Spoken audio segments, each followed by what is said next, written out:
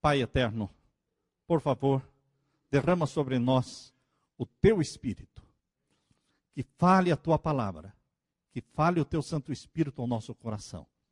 Ilumina nossa mente, conforta os corações, cura os enfermos, restaura os abatidos, levanta os que caíram, enche-nos da tua graça e dá-nos do teu perdão, Pai. Que o Espírito Santo se manifeste neste momento entre nós, em nome de Jesus. Amém. Abra sua Bíblia, meu querido irmão, em Apocalipse capítulo 3 e os versos 14 a 18. Apocalipse capítulo 3 e os versos 14 a 18. Aqui Deus tem uma mensagem para vocês. Este é o tipo do sermão que eu coloquei um título que não era esse. O título do sermão hoje é o Cristão Laodiceano. Mas não era esse título. Eu coloquei o título, comecei fazendo o sermão e fui fazendo e saiu outro sermão, que não era aquele que eu queria fazer. O que eu ia fazer, eu vou pregar outro dia. Deus me deu esse sermão e Deus tem um plano e um propósito para esse sermão hoje. Vamos ler então em Apocalipse capítulo 3 e os versos 14 a 18. E ao anjo da igreja que está em Laodiceia, escreve: isto diz o Amém, a testemunha fiel e verdadeira, o princípio da criação de Deus. Eu sei as tuas obras, que nem és frio e nem quente. Oxalá foras frio ou quente. Assim, porque és morno e não és frio e nem quente, vomitar-te-ei da minha boca. Como dizes, rico sou, e estou enriquecido, e de nada tenho falta. E não sabes que és um desgraçado e miserável, e pobre, e cego e nu? Aconselho-te que de mim compres ouro provado no fogo, para que te enriqueças, e vestidos brancos para que te vistas, e não apareça a vergonha da tua nudez, e que unjas os teus olhos com o colírio, para que vejas. Eu repreendo e castigo a todos quantos amo. Sê, pois, zeloso e arrepende-te. Meu querido irmão, as palavras de Jesus para a igreja de Laodiceia são palavras duras, pesadas. Porém, são palavras de amor. São palavras de alguém que se preocupa com você. São palavras de alguém que quer salvar a sua igreja. Alguém que quer curar a sua igreja, derramar sobre ela o seu amor, vesti-la com seu vestido branco e colocar nos seus olhos o colírio medicinal do Espírito Santo. Por isso, embora seja uma mensagem pesada, eu vejo muito amor, muito desejo, uma ânsia de querer salvar a igreja. É esse o sentido da carta à igreja de Laodiceia. Para nós entendermos a carta à igreja de Laodiceia, nós temos que compreender um pouco o que era a cidade de Laodiceia. Agora, no dia 14 de março, até o dia 25, a Leila e eu e mais um grupo de pastores da Southern New England Conference, da nossa conference, nós vamos estar visitando essas 7 igrejas. Vamos lá visitar essas cidades para onde João escreveu as 7 cartas do Apocalipse. Uma destas cidades, que hoje são ruínas, é a cidade de Laodiceia. Vamos poder visitá-la pessoalmente. A cidade de Laodiceia era habitada por um povo que depositava muita confiança na prosperidade material. Por quê?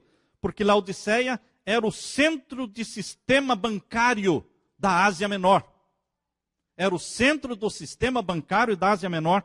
E eles se orgulhavam do seu estilo de vida saudável.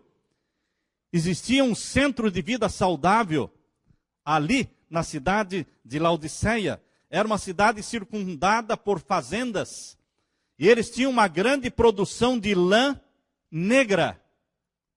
Era uma especialidade única de Laodiceia, a produção de lã negra, matizada. E essa lã negra matizada era um negro misturado com violeta. Então, eram famosas as lãs, e as roupas, e o vestuário, e os adornos lá de Laodiceia. Vestes pretas eram uma exclusividade dos laodiceanos, e era uma evidência da riqueza e do poderio deles.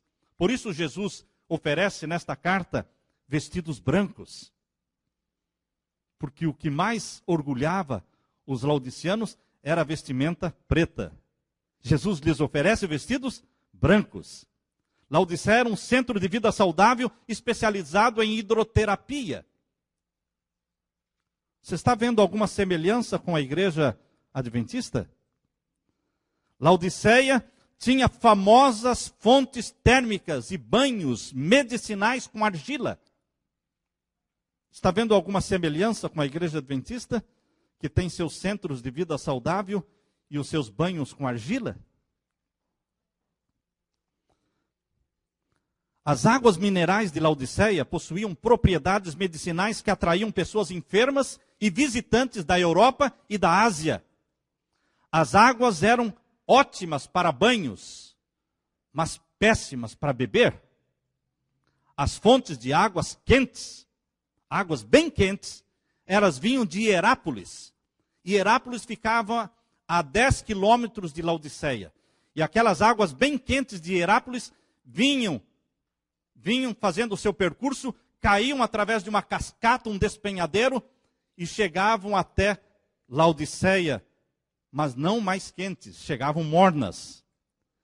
Então, o abastecimento de água em Laodiceia não tinha água quente e nem água fria. Laodiceia só tinha água morna.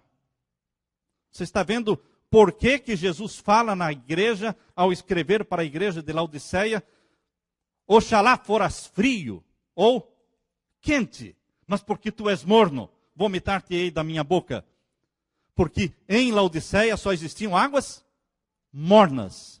E água morna dá ânsia. Não é gostoso beber água morna. Com toda esta riqueza, queridos, eles tinham ali em Laodiceia uma escola de medicina no templo de Caru, dedicado ao deus grego Esculápio. Toda a medicina alopática do mundo, ela é dedicada ao deus Esculápio. Você tem certeza, pastor Samuel? Bom, basta você ler o voto que os médicos fazem quando eles se formam. Eles fazem um voto, o quê? Ao deus Apolo, ao deus Esculápio.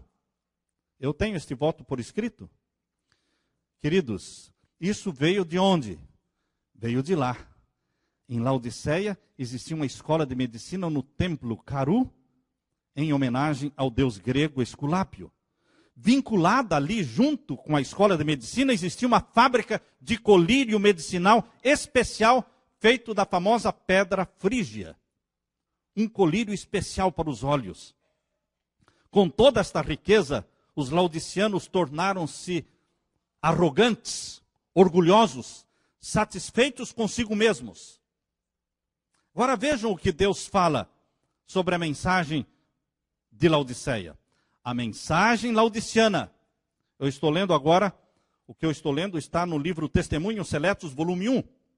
A mensagem laodiciana aplica-se ao povo de Deus que professa crer na verdade presente. A quem se aplica a verdade e as mensagens de Laodiceia? Para nós. Não são mensagens agradáveis, são mensagens de repreensões, mas são mensagens de salvação, porque Deus quer salvar a sua igreja. A maior parte são pessoas mornas, tendo nome, mas faltando-lhes o zelo. Professam amar a verdade, todavia são deficientes no fervor e no devotamento cristãos. Não ousam desistir inteiramente e correr o risco dos incrédulos. Não se acham, entretanto, dispostos a morrer para o próprio eu e seguir exatamente os princípios da sua fé. Não são desinteressados nem egoisticamente obstinados. Não se empenham inteiramente de coração na obra de Deus, identificando-se com seus interesses, mas se mantêm afastados e estão prontos a deixar seus postos quando os interesses mundanos pessoais o exijam. Testemunhos Seletos, volume 1, página 476 e 477. E continua ainda. A igreja em seu estado de mornidão, hoje, está dividida entre Jesus e o mundo. ela é religiosa demais para se separar inteiramente do nome de Jesus. Mas é mundana demais para tomar uma posição firme e unida junto com Jesus. É o meio termo. Não sai e não entra. Não é totalmente ímpio, mas também não é totalmente santo. Vocês estão percebendo por que Jesus escreveu esta mensagem para a última igreja do Apocalipse? Porque a última igreja do Apocalipse passaria por uma situação terrível de mornidão. Há muita pretensão hoje, mas existe pouco cristianismo genuíno. As obras são abundantes, mas a fé é escassa. As profissões abundam, mas não há senão muito pouco de vida espiritual para corresponder. Prazeres mundanos e vidas levianas acham-se intimamente relacionados com a ceia do Senhor. As cenas que descrevem a condição espiritual da igreja de Deus, justamente agora na última geração na história da terra, são cenas aterradoras, porque Jesus está voltando e a sua igreja está morna, pronta para ser vomitada. Uma igreja enamorada do mundo, vivendo vida dupla, com um pé na igreja e outro pé no mundo, com um olho lendo a Bíblia e o outro olho assistindo as novelas. A igreja de Laodiceia se orgulha de tudo o que tem: prédios, instituições, colégios, hospitais, universidades. Mas não sabe o que é o batismo do Espírito Santo. Desconhece o amor que age através da caridade. Como dizes, rico sou, e estou enriquecido, e de nada tenho falta. E não sabes que és um miserável, infeliz, pobre, cego e nu. Apocalipse 3:17. Essas, queridos irmãos, são as palavras de Jesus faladas com lágrimas nos olhos e com a voz embargada. Jesus não falou isso com raiva, com ira, não. Ele está falando com amor, com misericórdia, porque Ele quer mexer com o coração nosso. Ele quer nos tirar da mornidão. Não é fácil tornar um morno, um cristão morno, num cristão quente. Não é fácil. É milagre de Deus. É mais fácil converter um ímpio, que é o frio, do que o morno.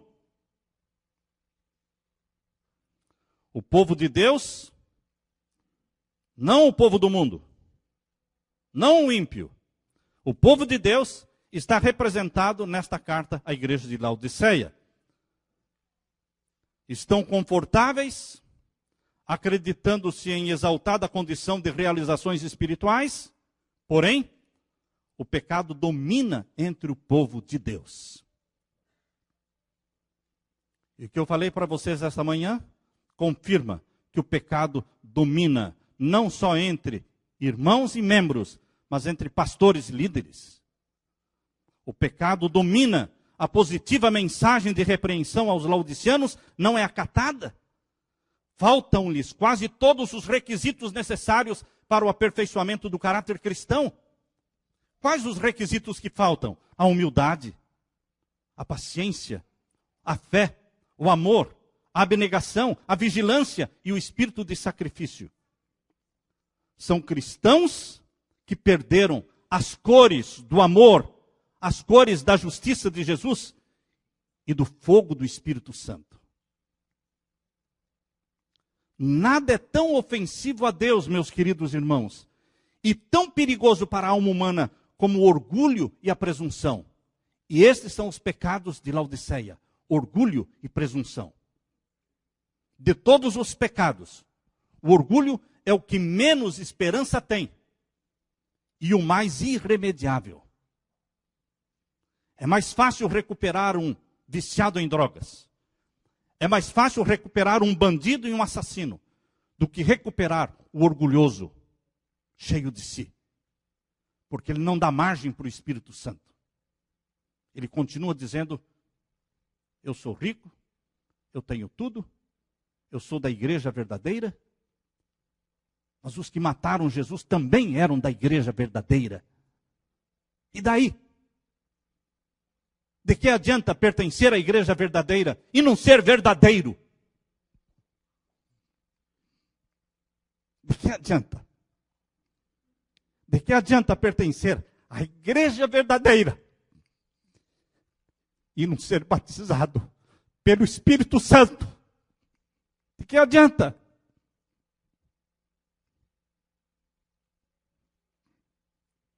A igreja adventista do sétimo dia é a igreja verdadeira. É a igreja de Deus. Mas, meus queridos, isso não é tudo. Não é tudo. Porque Deus tem dentro dela um remanescente que busca o batismo do Espírito Santo. E que aborrece o falar mal. Que aborrece o estender o dedo. O estender o dedo é de Satanás. É isso que está em Isaías capítulo 58. Abra sua Bíblia. Isaías 58. Veja o que Deus aborrece. Isaías capítulo 58. Nós lemos. Vamos ler então o verso 7 em diante. Capítulo 58, verso 7 em diante. Porventura não é também que repartas o teu pão com o faminto e recolhas em casa os pobres desterrados? O que é isso, irmãos? Amor. E não é isso que está faltando? Aconselho que de mim compres ouro provado no fogo. O que é isso? O amor. É o que Deus quer que você e eu que pertencemos à igreja verdadeira, e todos os que não pertencem à igreja verdadeira, eles precisam possuir o quê? Amor. Porque Deus é amor. E o que é amor? Amor é caridade. Amor é dar, sacrificar-se pelas pessoas. Está dizendo que repartas o teu pão com o faminto, recolhas em casa os pobres desterrados, e vendo-o nu, o cubras, e não te escondas da tua carne. Então romperá a tua luz como a alva, e a cura apressadamente brotará, e a tua justiça irá adiante da tua face, e a glória do Senhor será a tua retaguarda. Então clamarás, e o Senhor te responderá. Gritarás, e ele dirá, eis-me aqui. Se tirares do meio de ti o quê? O jugo e o estender o dedo. Quando vai brilhar a tua luz, meu irmão? Quando você tirar do meio de você e da sua casa o jugo, a opressão e o estender o dedo. Satanás é aquele que estende o dedo como acusador dos irmãos de Cristo. Jesus estende a mão em socorro, em salvação. Não seja você o que estende o dedo, seja você o que estende a mão para socorrer os que caem, dar ânimos aos abatidos.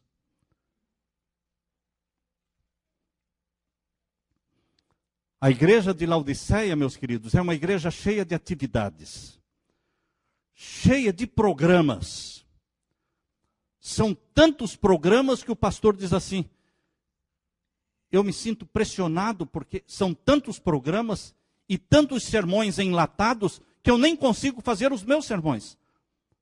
Porque eu me sinto pressionado, eu tenho que pregar isso, eu tenho que pregar aquilo, porque vem os programas, são tantas atividades, tantos projetos, tantos programas, e os pastores correm tanto com seus alvos de batismo, de manhã à noite, correm muito. Mas tudo isso é confundido com piedade cristã. Mas não é piedade cristã. A igreja de Laodiceia sofre de alucinações espirituais.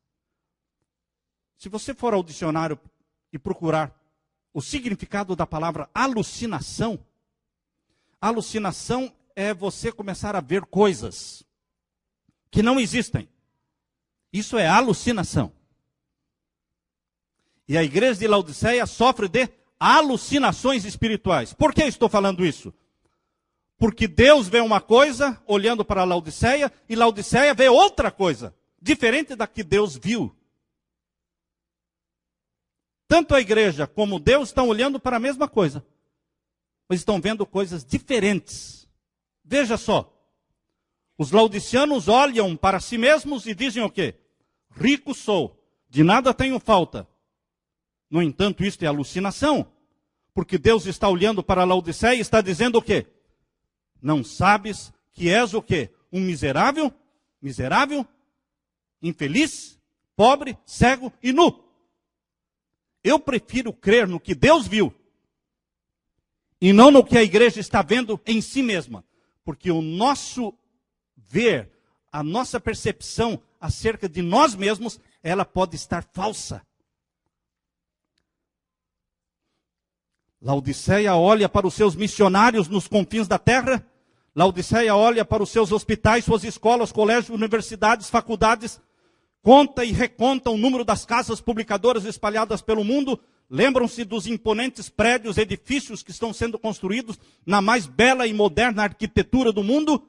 Orgulha-se dos seus 20 milhões de membros. Orgulha-se do grande volume de dízimos que entra. Orgulha-se do seu corpo de doutrinas irrefutáveis. Orgulha-se da sua organização estrutural da igreja. Porém, não é isso que Deus valoriza. O que é que Deus valoriza?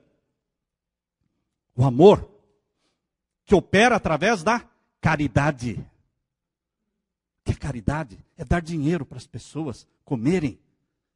É ajudar o que está desempregado. É pegar uma casa do seu schedule e não vender, mas dar para as pessoas que precisam. É hospedar a pessoa na sua casa, mas por quanto tempo? Uma semana, um mês? O quanto precisar. Ah, mas eu vou ter que sustentar essa pessoa? Sim, é isso mesmo. Isso chama-se caridade. É isso que Deus olha. Não vê estrutura. Deus não está preocupado com estrutura, com imponência, prédios lindos, bonitos. Queridos, Deus olha para o amor e a caridade. Deus olha para a pureza no corpo, na alma, na mente. Por isso ele oferece vestidos brancos, para tirar os vestidos pretos de Laodiceia. Ele oferece vestidos brancos, que é pureza na mente, pureza no corpo, pureza na alma. É difícil falar de pureza hoje, irmãos. É difícil. Porque quase ninguém é puro. Eu tenho um sobrinho, um bom rapaz, ativo na igreja, fiel. E terminou um namoro com a namorada porque ela não era cristã e não queria ser cristã. E ele a amava. Mas ele rompeu com o namoro porque ele quer ser fiel a Deus. E agora eu perguntei para ele, e daí, sobrinho? Você foi no retiro espiritual, que teve agora no carnaval? Um retiro espiritual de jovens, centenas de moças, centenas, irmãos, centenas de moças bonitas. E daí? Deus mostrou alguém para você, ele disse, tio, é difícil, tio. Todo mundo transa, todo mundo se veste daquele jeito. As pessoas que vieram de São Paulo, as moças que vieram de São Paulo, piores ainda. Eu não estou vendo esperança, tio. Eu disse para ele, Deus tem. E as pessoas perguntam, será que tem gente virgem ainda no mundo? Irmãos, eu me casei virgem. Namorei 6 anos com a Leila. E Deus nos conservou e nos ajudou. Com 6 anos de namoro, nos casamos virgem. Será que não é possível mais casar virgem? Será que Deus tem que abandonar esse sonho para a sua igreja? Ao ponto das pessoas terem vergonha de falar que são virgens. Chegou a esse ponto. Quem não é virgem, fala alto e bom som. É porque eu fiz isso, eu fiquei com aquela, eu fiquei com aquele, eu transei com esse. E fala e conta as suas histórias. E aquele que é virgem fica calado com vergonha de ser virgem. Veja o mundo em que nós estamos vivendo. Por isso Jesus está oferecendo o quê? Vestidos brancos. Para quem quiser vestido branco. Quem não quiser não precisa usar. Continue com as roupas pretas de Laodiceia. Deus valoriza a justiça. Deus valoriza o colírio medicinal do Espírito Santo. O que é o colírio medicinal do Espírito Santo para ungir os nossos olhos? O que é isso senão o batismo do Espírito Santo? É isso, meu querido irmão, é o batismo do Espírito Santo que Jesus está oferecendo para a igreja de Laodiceia.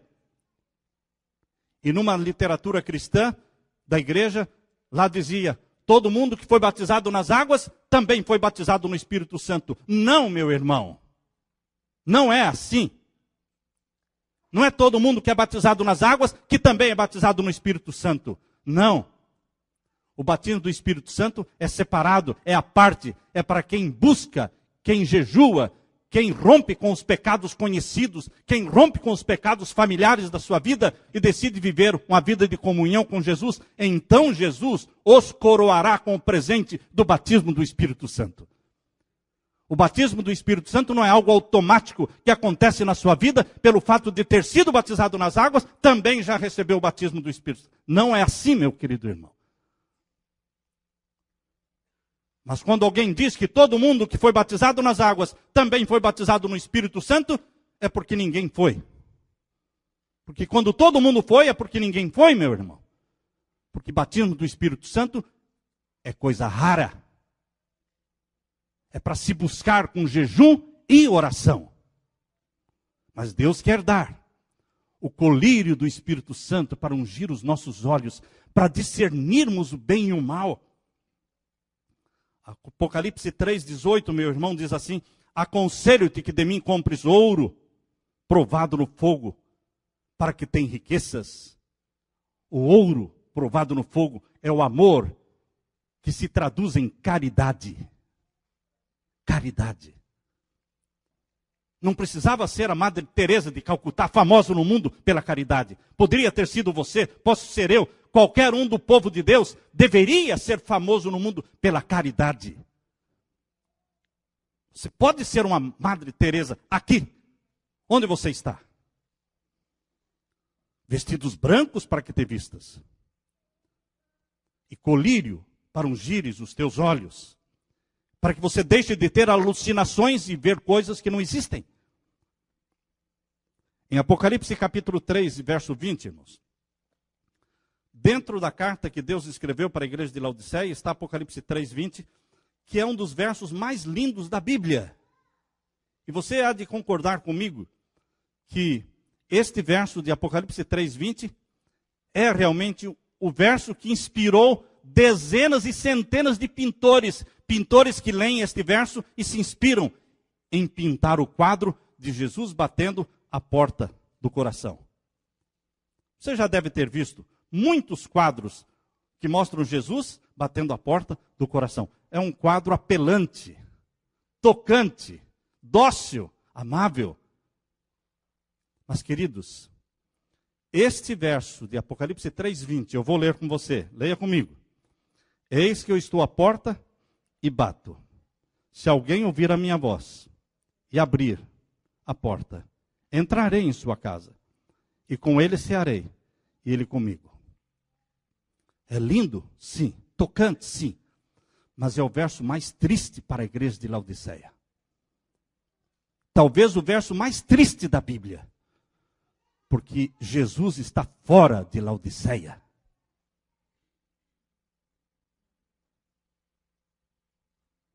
Jesus não está dentro de Laodiceia.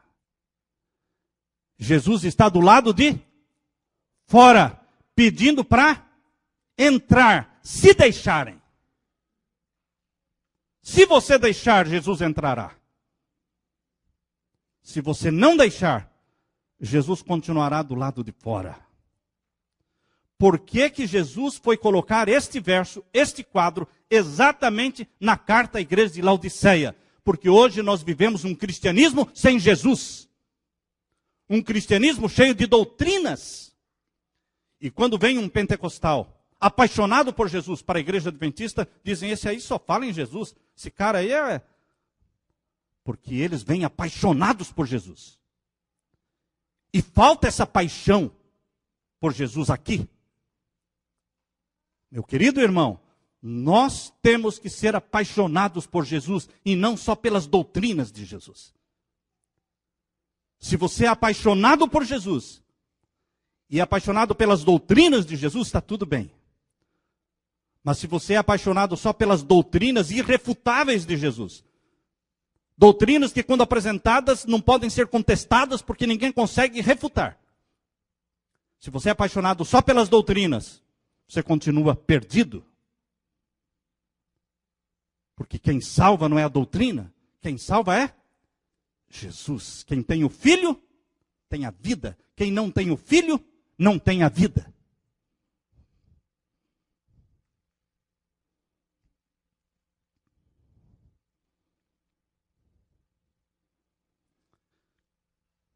Eis que eu estou à porta e bato. É lindo esse quadro, meu irmão. Mas se Jesus está batendo é porque ele está do lado de fora. Caiu a ficha, irmãos. Sabe quanto é que eu entendi isso? Ontem. Ontem, Deus me deu esse sermão. Eu nunca tinha falado isso antes. Foi a primeira vez. Jesus ainda está batendo a porta do coração dos laodiceanos, que se chamam cristãos, sem Cristo.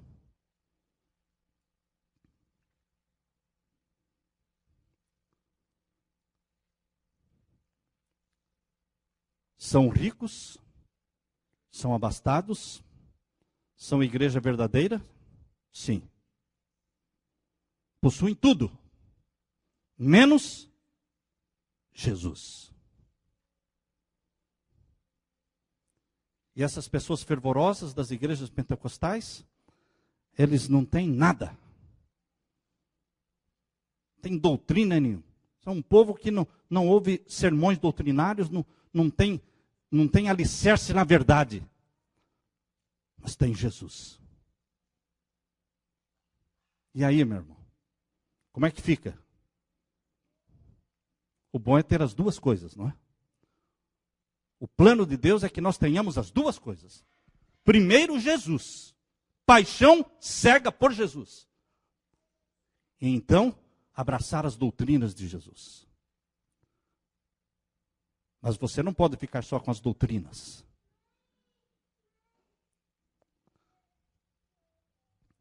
Você vai deixar Jesus entrar na sua vida? Na sua casa?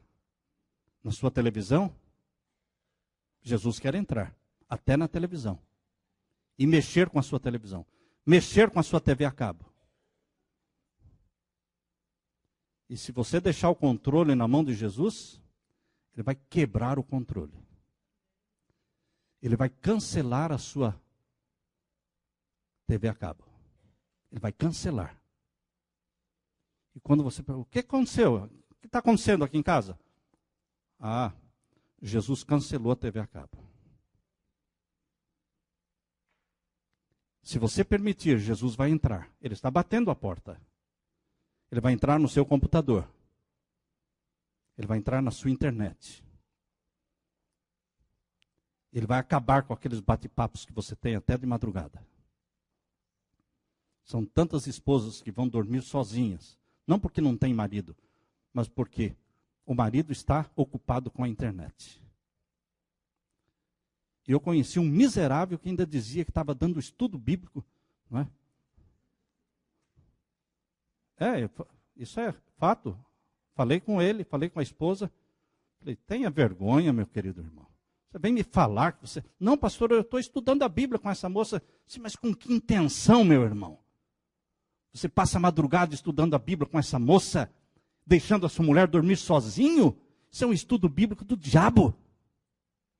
Isso é um estudo bíblico não de Jesus. Acorde, meu irmão. Deu uma acordada. Mas agora diz que está do mesmo jeito.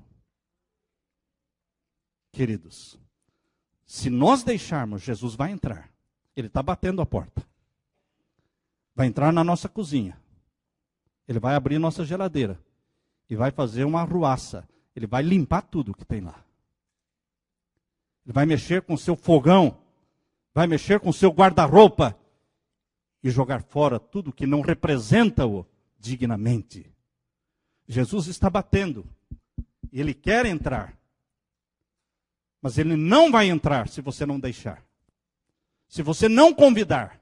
Se você não abrir a porta, pelo menos uma frestinha, pelo menos, para que você consiga olhar nos olhos de Jesus, e por uma frestinha, somente ele consegue entrar.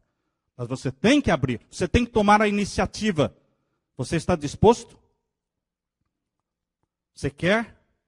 Ele vai mexer e vai remexer com a sua vida, com seus hábitos. Jesus aceita entrar na nossa casa do jeito que ela está. Não precisa limpar a casa para receber Jesus, não.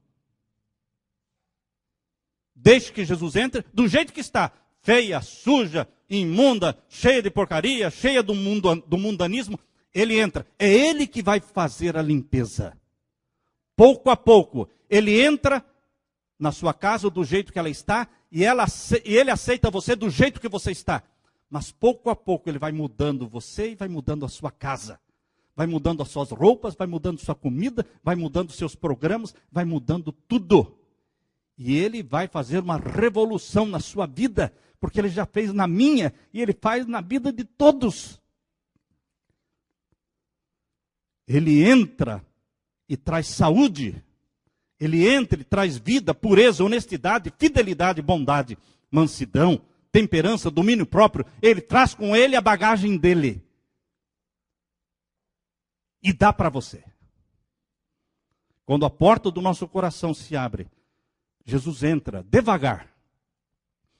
Mas pouco a pouco ele vai invadindo todas as áreas da nossa vida. E você vai deixando de ser você. Você vai deixando de ser você. E vai incorporando e assimilando a mente de Jesus. E as pessoas percebem. O que está acontecendo com você? Você não é o mesmo mais. E você com humildade poderá dizer, realmente não sou eu mais que vivo em mim, mas é Cristo que vive em mim. Não mais eu, mas Cristo vive em mim. Esta é uma das principais funções do Espírito Santo. Comunicar a vida de Jesus. Sua mente, seu caráter, seu temperamento, seus gostos, seus hábitos. As pessoas que vivem ao seu redor começam a perceber que você não é você. Aleluia por isso. Você e eu somos de Laodiceia, meu querido irmão.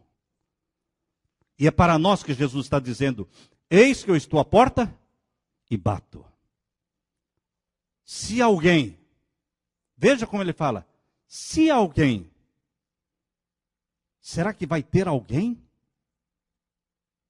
Vai ter alguém para abrir a porta? Se alguém ouvir a minha voz.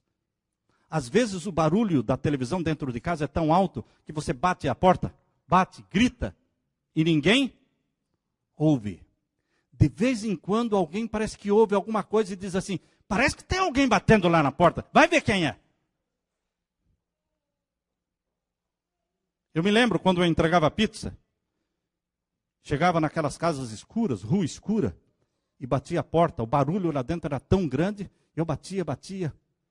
E de repente eu ouvi alguém dizer, parece que tem alguém batendo lá na porta, vai ver lá quem é. Era o entregador da pizza, né? Queridos, assim também Jesus está batendo a porta. Mas as pessoas estão tão ocupadas com a sua internet, com seus programas de televisão, com tudo, e não ouvem a voz de Jesus. Mas Jesus está batendo a porta do coração dos cristãos laodiceanos. Já aconteceu com você isso? Eu quero ler para vocês. Eu já falei muito, mas eu não posso terminar sem ler. A história de Paulo Setúbal. Se você não leu, leia o livro Confiteor, de Paulo Setúbal. Ele conta como ele se encontrou com Jesus. Como Jesus estava fora da vida dele e como ele deixou Jesus entrar na vida dele. E o que Jesus fez na vida dele. Ele escreve de uma forma poética. E ele vai contando a história dizendo, porque eu acabo de bem ao cabo de bem longa e bem lancinante provação, eu me encontrei finalmente com o Cristo. Faz um ano, amigo, que me encontrei realmente com Cristo.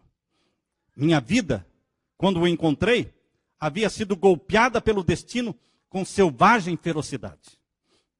Eu era um imenso sofredor, um vencido. Trazia os olhos embaciados de lágrimas grossas. Hora dura foi aquela da minha vida. Naquela hora dura, contudo, Cristo apareceu de improviso no meu caminho. Para você entender melhor, Paulo Setúbal tinha tuberculose. O seu interior estava sendo comido, apodrecendo. Assim você pode entender melhor como foi a experiência dele com Jesus. Quando o Cristo apareceu, parecia um homem como os outros. Nada de extraordinário. Mostrava apenas o aspecto cansado de quem caminhara muito. Vestia-se com pobreza. Tinha o ar doce e as mãos eram calosas. As vestes vinham empoeiradas do comprido jornadeio. Ele pôs em mim os seus olhos, 2 olhos grandes e complacentes. E quando os seus olhos grandes e complacentes pousaram nos meus olhos, que iam embaciados de lágrimas grossas, ele parou de súbito, no meio do caminho, parou e disse: bem-aventurados os que choram, porque serão consolados. Bem-aventurados os que choram. Que esquisita palavra, que singular promessa. Bem-aventurados os que choram. Aproximei-me um pouco mais daquele viajante. Eu estava nesse instante muito sucumbido. Eu estava extenuado e desbaratado pelo meu sofrimento. Ele parou no meu sucumbimento e no meu desbarato e disse: vós que andais afadigados, vós que gemeis sob o peso de um fardo pesado, vinde todos a mim, eu vos aliviarei. Acerquei-me com sofreguidão do homem que prometia me aliviar. E ele continuou: tomai sobre vós o meu jugo, e aprendei de mim que sou manso e humilde de coração, e achareis descanso para as vossas almas, porque o meu jugo é suave, e o meu fardo é leve. Ouvindo eu na minha angústia, toquei-lhe com as mãos trêmulas a auréola do seu vestido, e perguntei-lhe ansioso: quem sois vós? Ele me disse: eu sou o caminho, a verdade e a vida. Que acento, o acento daquela voz. Nunca homem nenhum falou como aquele homem. Cheguei-me totalmente a ele. Sentamo-nos um ao lado do outro. Conversamos. Eu vi, sem detença, que me havia encontrado com um amigo de que carecia. Com um amigo que é hoje o meu melhor amigo. O amigo supremo. O amigo certo da hora incerta. Depois que eu o encontrei, depois que o fitei de perto, depois que lhe segurei as mãos, depois que lhe falei, de que falei confiadamente, tudo mudou na minha vida, na existência, como por encanto. Quando ele me viu assim mudado, homem novo, ele quis entrar na minha morada. Eu lhe disse: Senhor, a minha morada está arruinada e velha.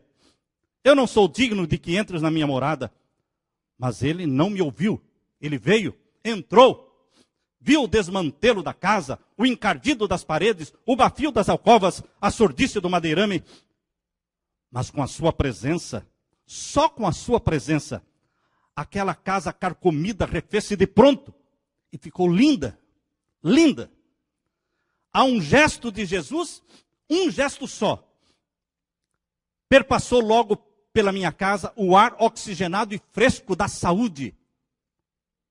Iluminou-se tudo de ouro vivo. Luziu o sol esbanjante pelos cantos mais escuros.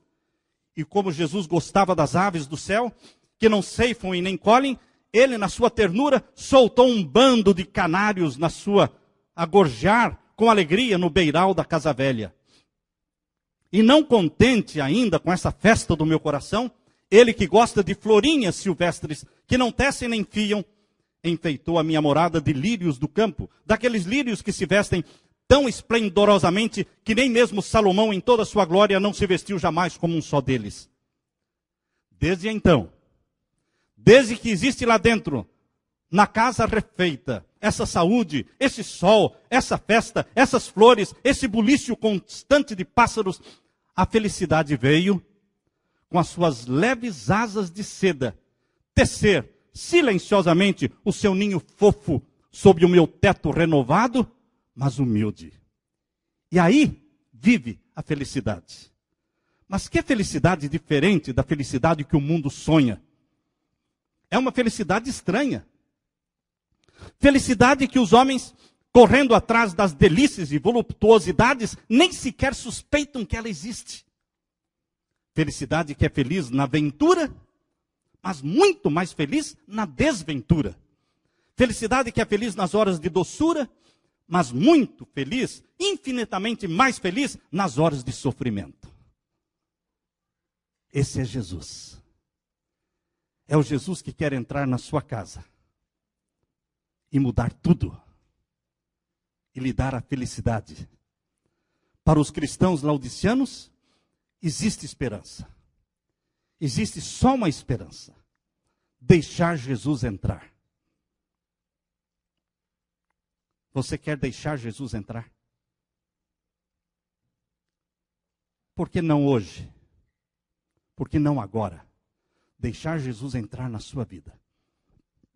Escancarar a porta do coração e dizer, Jesus, venha, entre. E mude tudo do jeito que o Senhor quiser e quando o Senhor quiser. Está aqui o controle da minha vida nas tuas mãos. Faça o que o Senhor quiser. Eu te autorizo a fazer isso na minha vida. Deixe-o entrar, meu irmão. Se você quer que Jesus entre na sua vida, revolucione a sua vida e santifique a sua vida, ajoelhe-se comigo. Vamos orar neste instante. Vamos buscar a bênção do Espírito Santo. Vamos comprar o ouro provado no fogo. Vamos nos vestir com vestiduras brancas. E vamos permitir que Ele coloque o colírio do Espírito Santo nos nossos olhos. Oremos ao Senhor. Pai eterno, obrigado, porque o Senhor nos ama, por isso nos deu uma mensagem. Uma mensagem com palavras duras, mas cheias de amor, com lágrimas nos teus olhos. Nós sentimos que o Senhor nos ama. Nós sabemos que o Senhor nos ama. Nós sabemos que o Senhor insiste em bater a porta do nosso coração, dias, meses, anos, esperando que ela se abra. Hoje nós estamos abrindo a porta da nossa vida, da nossa casa. Por favor, entre, Jesus. E mude tudo do jeito que o Senhor quiser. Quando o Senhor quiser. O quanto o Senhor quiser. Derrama sobre nós o Espírito Santo. Enche-nos do teu amor para que saibamos amarmos-nos uns aos outros, como Cristo nos amou. Cobre-nos com a vestimenta branca da tua justiça. E registra no livro da vida o nosso nome. Porque nós somos teus, Pai. Venha logo, Jesus, nos buscar. Em nome de Jesus pedimos e agradecemos. Amém, Senhor. Amém. Que a paz e o amor de Jesus estejam com você.